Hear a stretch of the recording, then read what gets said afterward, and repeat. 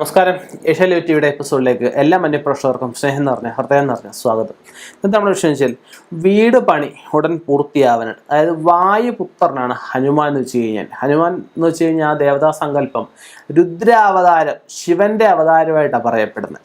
അപ്പം എല്ലാ ഭഗവാന്മാരുടെയും ഒരുപോലെ ബ്ലെസ്സിങ്സ് അല്ലെങ്കിൽ ഒരുപോലെ അനുഗ്രഹമുള്ള ഒരു ദേവതാ സങ്കല്പമാണ് ഈ പറഞ്ഞ ഹനുമാൻ ഭഗവാൻ.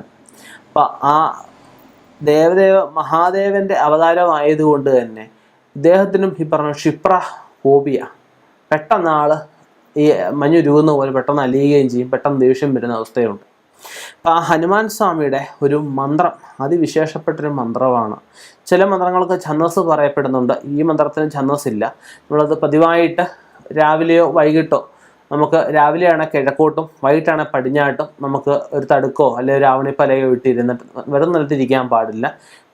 ചമ്രം പടിഞ്ഞിരുന്നിട്ട് ഭഗവാനെ മനസ്സിലാദ്യം ഭഗവാന്റെ രൂപം ഒന്ന് ആദ്യം കാണുക, കണ്ട് ഭഗവാനെ ഒന്ന് തൊഴുത ശേഷം നമുക്ക് പറ്റുന്നെങ്കിൽ ഒരു 8 അല്ലെങ്കിൽ 21 അല്ലെങ്കിൽ 27 അല്ലെങ്കിൽ 36 കഴിഞ്ഞാൽ പിന്നെ 71 പിന്നെ 108 പറയപ്പെടുന്നത്.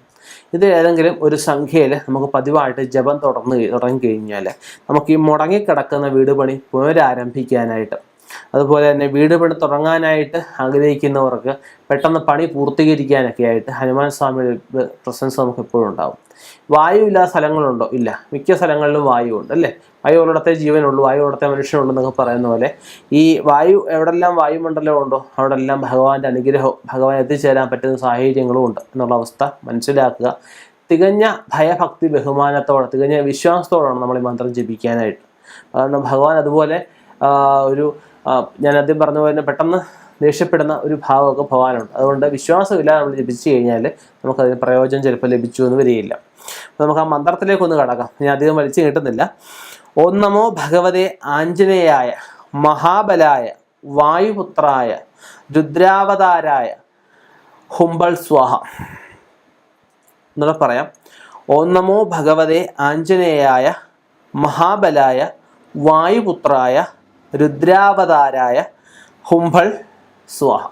ഈ മന്ത്രം നമ്മൾ പതിവായിട്ട് ജപിക്കുന്നത് ഭഗവാന് ചൊവ്വാഴ്ച ദിവസം, ശനിയാഴ്ച ദിവസം ഒക്കെ നമുക്ക് ഹനുമാൻ സ്വാമി ക്ഷേത്രത്തിൽ പോയി പ്രദക്ഷിണം വെക്കുന്നത്, അതുപോലെ തന്നെ നമുക്ക് നമസ്കരിക്കുന്നത്, സാഷ്ടാംഗം, അതായത് പുരുഷന്മാരാണെങ്കിൽ സാഷ്ടാംഗം നമസ്കരിക്കുന്നത്, സ്ത്രീകളാണെങ്കിൽ അർദ്ധ നമസ്കാരം ചെയ്യുന്നത് ഏറ്റവും നല്ലതാണ്.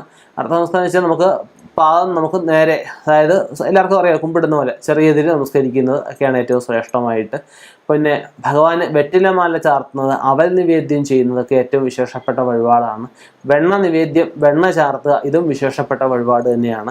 അപ്പം നമുക്ക് വീടുപണി ഉടനെ പൂർത്തീകരിക്കാനായിട്ട് ഭഗവാന്റെ അനുഗ്രഹം കൊണ്ട് സാധിക്കും. ഇനി നമുക്കിത് ചെയ്തിട്ട് സാധിക്കുന്നില്ല എങ്കിൽ നല്ല ഒരു കർമ്മിയെ കൊണ്ട് നമുക്ക് ആ വീട്ടിൽ വെച്ചിട്ട്, അപ്പോൾ വീട് പണി പൂർത്തിയാവാൻ സ്ഥിതിക്ക് നമുക്ക് അവിടെ വെച്ചൊന്നും ചെയ്യാൻ പറ്റത്തില്ല, വെളിയിൽ അങ്ങനെ ഒരു പന്തല ഇട്ടിട്ട് നമുക്കൊരു അഷ്ടദ്രവ്യ ഗണപതി ഹോമവും അതിനോട് യോജനം ചെയ്ത് നമുക്ക് വീരഹനുമത് പൂജയും നമുക്ക് ചെയ്തു കഴിഞ്ഞാൽ നമുക്ക് എന്ത് പ്രശ്നങ്ങളായാലും അതിനെ തട്ടി നീക്കി നമുക്ക് പെട്ടെന്ന് അവിടെ കയറി താമസിക്കാനുള്ളൊരു യോഗം നമുക്കുണ്ടാവും.